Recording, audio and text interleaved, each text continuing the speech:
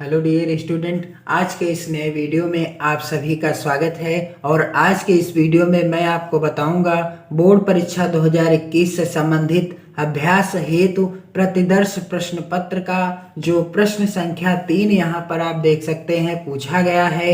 निम्नांकित गद्यांशों में से किसी एक के नीचे दिए गए प्रश्नों के उत्तर दीजिए। तो यहाँ पर जो गद्यांश हैं, इन गद्यांशों में से किसी एक के नीचे दिए गए प्रश्नों के उत्तर लिखने का तरीका क्या है, कैसे आप इन प्रश्नों के उत्तर लिखेंगे और किस तरह से आप इन प्रश्नों के उत्तर लिखकर अपने नंबर पक्के कर लेंगे, तो इस वीडियो में मैं आपको संपूर्ण जानकारी देने वाला हूं। उससे पहले यदि आपने प्रश्न संख्या 1 जो कि इस प्रकार है, निम्नलिखित कथनों में से कोई एक कथन सही है उसे पहचान कर लिखिए। यहाँ पर 4 कथन दिए गए हैं और कोई एक कथन सही है और आप प्रश्न संख्या 1 से लगाकर प्रश्न संख्या 3 तक का उत्तर से संबंधित वीडियो यदि आपने नहीं देखा है तो आप चैनल के प्लेलिस्ट में जरूर देख लीजिए। और विद्या क्वेश्चन बैंक के तीनों मॉडल पेपर मैंने हल करके वीडियो अपलोड कर दिया है, आप उन वीडियो को भी देख करके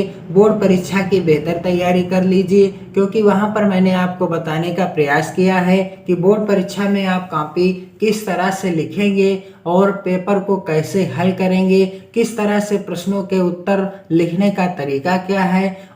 आज का प्रश्न है, निम्नांकित गद्यांशों में से किसी एक के नीचे दिए गए प्रश्नों के उत्तर दीजिए। तो मैं आपको बताऊंगा 3 का जो गद्यांश है और इसी के नीचे जो दिए गए प्रश्न हैं, इन प्रश्नों का उत्तर। सबसे पहला प्रश्न है, उपर्युक्त गद्यांश का संदर्भ लिखिए।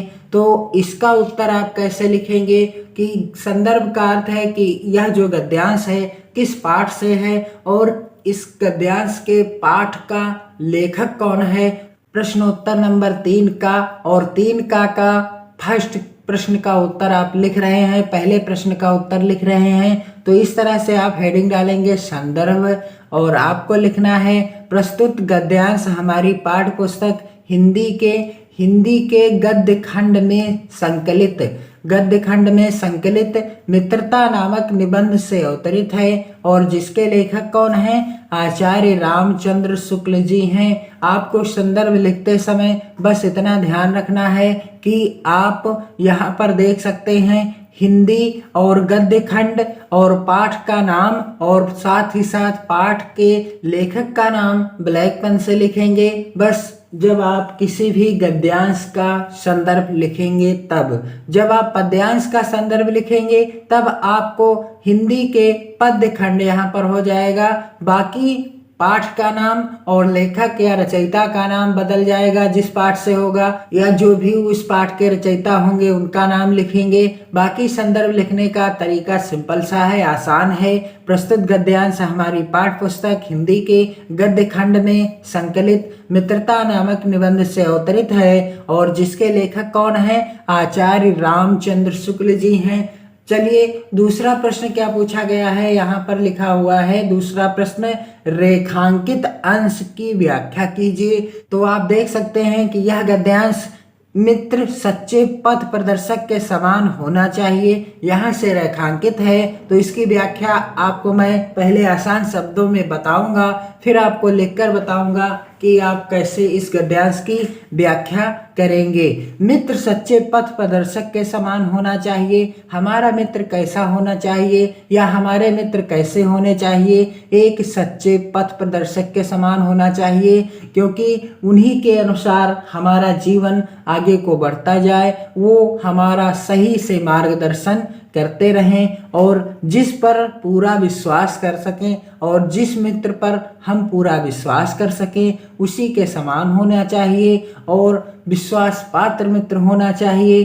भाई के समान होना चाहिए। हमारा मित्र कैसा होना चाहिए, भाई के समान होना चाहिए, जिसे हम अपना प्रीति पात्र बना सके और जिस मित्र को हम अपना क्या बना सकें, अपना प्रीति पात्र बना सकें, जिससे हम स्नेह कर सकें। हमारे और हमारे मित्र के बीच सच्ची सहानुभूति होनी चाहिए। ऐसी सहानुभूति जिससे एक के हानि लाभ को दूसरा अपना हानि लाभ समझे।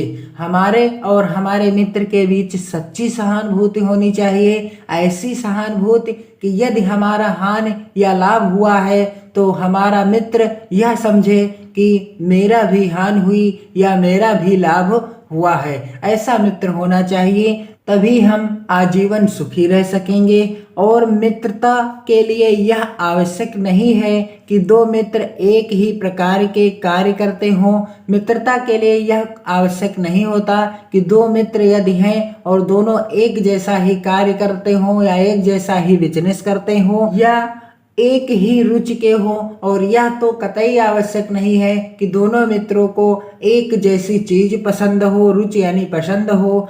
इसी प्रकार प्रकृति और आचरण की समानता भी आवश्यक या वांछनीय नहीं है। और इसी प्रकार से प्रकृति और आचरण की समानता यानी उनका स्वभाव या उनका आचरण एक जैसा हो, यह भी आवश्यक नहीं होता।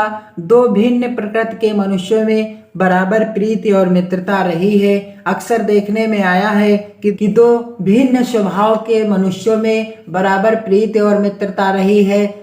तो आप इस गद्यांश के रेखांकित अंश की व्याख्या किस तरह से लिखेंगे? मित्र सच्चे पथ प्रदर्शक के समान होना चाहिए, जिस पर पूरा विश्वास कर सकें। भाई के समान होना चाहिए, जिसे हम अपना प्रीति पात्र बना सकें। तो इसकी व्याख्या क्या हो जाएगी? सबसे पहले आपको हेडिंग डालना होता है रेखांकित अंश की व्याख्या, और इस तरह से हो जाएगी इस रेखांकित अंश की व्याख्या। वास्तव में मित्र ऐसा होना चाहिए कि जो हमें जीवन का सही मार्ग दिखा सके। मित्र ऐसा होना चाहिए कि जिस पर हम पूरा विश्वास कर सकें। हमारा मित्र हमारे भाई के समान होना चाहिए कि जिससे हम अपना सच्चा प्रेम कर सकें। आगे लिखा हुआ है गद्यांश में, हमारे और हमारे मित्र के बीच सच्ची सहानुभूति होनी चाहिए। ऐसी सहानुभूति जिससे एक के हानि लाभ को दूसरा अपना हानि लाभ समझे। क्या हो जाएगी इस रेखांकित अंश की व्याख्या?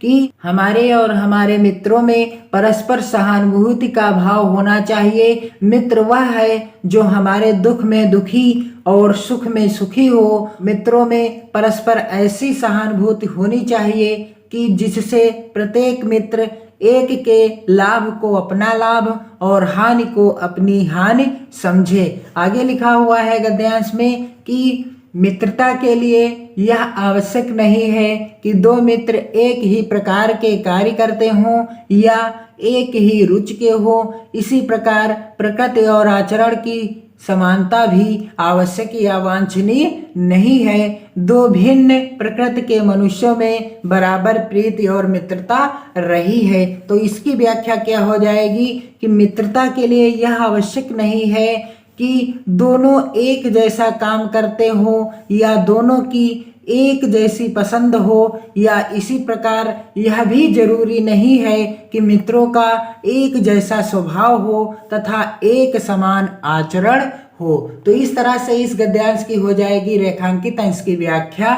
और अगला प्रश्न पूछा गया है रेखांकित अंश की व्याख्या के बाद तीसरा प्रश्न पूछा गया है कि सच्चा मित्र कैसा होना चाहिए। इस प्रश्न का उत्तर आप किस तरह से लिखेंगे? सच्चा मित्र कैसा होना चाहिए? प्रश्न उत्तर नंबर 3 का और 3 का तीसरे प्रश्न का उत्तर आप इस तरह से लिखिएगा कि एक सच्चा मित्र उसे कह सकते हैं जिसमें वैद जैसी निपुणता तथा माता जैसा धैर्य एवं कोमलता हो। एक सच्चा मित्र किसे कहा जा सकता है? एक सच्चा मित्र उसे कह सकते हैं जिसमें वैद जैसी निपुणता हो और माता के समान, जिस तरह से माता के आचरण में धैर्य और कोमलता होती है, ठीक वैसा ही आचरण सच्चे मित्र में होना चाहिए। तो इस तरह से इन प्रश्नों का उत्तर आप आसानी से लिख सकते हैं। अगला प्रश्न संख्या 4 जो कि इस प्रकार से है, निम्नांकित पद्यांशों में से किसी एक की संदर्भ सहित व्याख्या कीजिए और उसका काव्य सौंदर्य भी लिखिए। तो यह प्रश्न भी 6 नंबर का पूछा जाता है। और आपको यहाँ पर मैं बता दूं कि 2 पद्यांश यहाँ पर दिए गए हैं, 4 का और 4 खा। आपको किसी एक का संदर्भ लिखना है, व्याख्या करना है और काव्यगत सौंदर्य भी लिखना है। इस तरह से जब आप ऐसा करेंगे तब आपको 6 नंबर मिलेंगे। जब आप संदर्भ लिखेंगे, व्याख्या करेंगे और काव्यगत सौंदर्य लिखेंगे किसी एक पद्यांश का, तब आपको 6 नंबर मिलेंगे। तो मैं वीडियो के अगले पार्ट में आपको बताऊंगा किसी एक पद्यांश का संदर्भ लिखने का तरीका, व्याख्या लिखने का तरीका और काव्यगत सौंदर्य लिखने का तरीका। और इस वीडियो को आप अधिक से अधिक मित्रों में शेयर जरूर कीजिए। यदि आपने मॉडल पेपर जो कि विद्या क्वेश्चन बैंक के हैं, तीनों मॉडल पेपर का मैंने हल करके वीडियो अपलोड कर दिया है, आप वीडियो को जरूर देख लीजिए और बोर्ड परीक्षा 2021 की बेहतर तैयारी कीजिए। क्योंकि मैंने उन वीडियोज के माध्यम से आपको बताने का प्रयास किया है कि आप कैसे बोर्ड परीक्षा में प्रश्न पत्र को हल करेंगे, कैसे बोर्ड परीक्षा में कॉपी लिखेंगे। तो अब आप मेहनत और लगन के साथ पढ़ते रहिए, क्योंकि अब समय आपकी बोर्ड परीक्षा का नजदीक आने वाला है और आपकी तैयारी बेहतर होनी ही चाहिए। खुश रहिए, खुशियां बांटते रहिए। जय हिंद।